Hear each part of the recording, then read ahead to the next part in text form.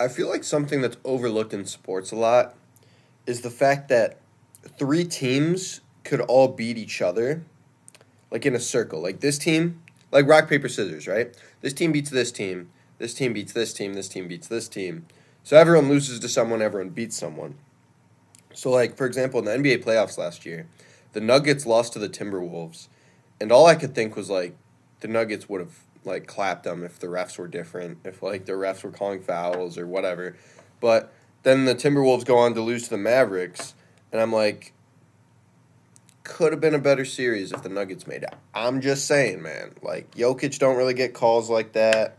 Timberwolves, they were just letting the Timberwolves, like, foul the shit out of them. Like, I'm not gonna lie. Like, I might be biased because I like Jokic and I don't like the Timberwolves. Okay, I like Anthony Edwards. I don't like Julius Randle though. I don't even remember if he was on the. I don't think he was on the team yet actually. But all right, my problem with the Timberwolves is they foul so much on defense.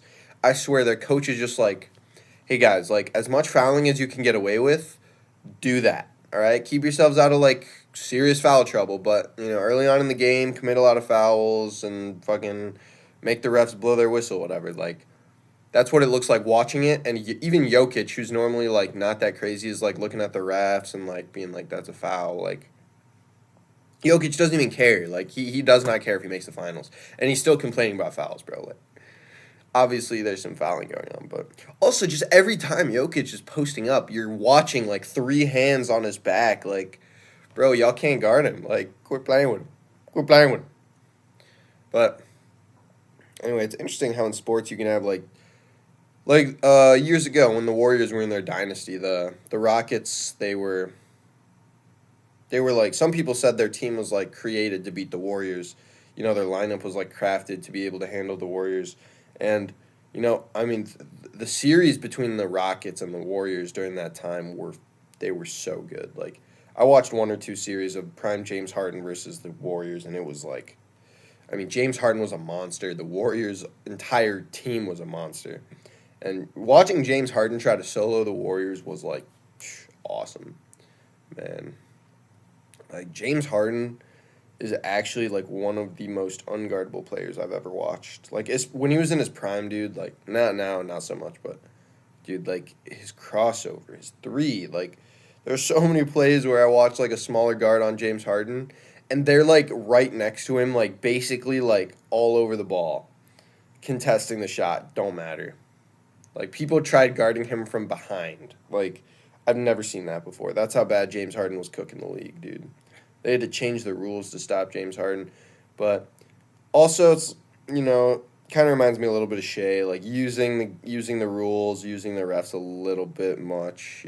James Harden would throw his head up when he got hit. He would draw fouls. He would foul bait a little bit, but it's part of the game too. And people, in basketball, you could call a foul on every play. If the guard's gonna sell it a little bit better, then they're really gonna call a foul on every play. Especially if you're a player like James Harden or Shea Gilgeous-Alexander, but not if you're Steph Curry apparently, because he sometimes gets like a nice call or two. But I've seen so many Steph Curry calls where he should have got like. There's a famous clip of Steph Curry hitting a game winner. I want to say on the Pelicans. Uh, Famous game winner from the corner. He just took a three, missed it. Rebound comes back to him, makes the second one. And I think Anthony Davis and another dude literally just jump on Steph, knock him to the ground, and somehow it's not an and one. Like the game, he just tied the game with like 1 second left. It should have been an and one. He should have been able to win the game with that free throw, which makes me mad because he got fouled so bad on that play. Go watch that. It's the clip where Steph Curry makes the three, and then they show the crowd reaction of Del Curry and Steph Curry, or Dell and Seth Curry in the crowd. They're like, oh, and fucking Steph made that shit. Got fouled, no call. I wonder if they won that game in OT. I don't actually remember, but I hope they did. I mean, Steph's been fouled on so many threes. I bet there's someone out there who's like has a count of how many fouls Steph Curry hasn't got. Yeah, I mean everything's on the internet. I could probably go find that. How many threes has Steph Curry been fouled on with no call / whistle? Draymond Green explains why Steph Curry doesn't get calls. I mean, I wouldn't read that, but it's Draymond.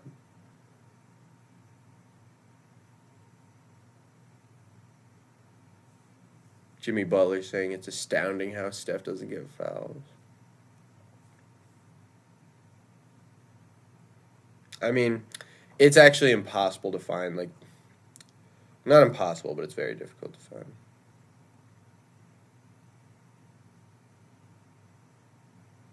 Oh, look what comes up. The NBA admits officials missed several calls in Game 3 of the Warriors. Boom, right here.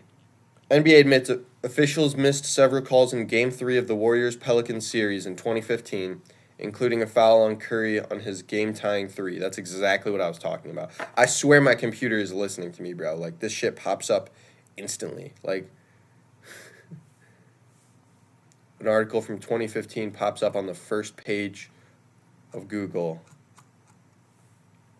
Whatever, but, like, I swear, to get fouls in the NBA, you have to be, like, you have to complain a certain amount, and you can't be too good. Like, if you're like Steph Curry or LeBron, they're probably not going to call, like, everything on you because they're trying to keep the game flowing. They don't want to blow the whistle as much. I think, the refs do try and blow it less and less every year, but,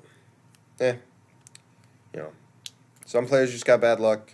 Or, however, maybe, like, the way Steph Curry reacts to contact kind of makes it look like it's less contact. Like, if you don't dive or, like, react to getting hit and move in that direction, then it looks pretty clean. So, players who try to play through the contact are probably getting screwed more by the refs because they're not selling the contact. So, yeah, reffing in the NBA and in sports where the rules are kind of a little gray is quite difficult, man. Like every time a player drives to the rim and a defensive player, like, slightly gets in their way, you could probably call a blocking foul, like, but you can't call it every time. So, some players got a golden whistle, some don't. And some teams beat other teams, but don't beat other teams.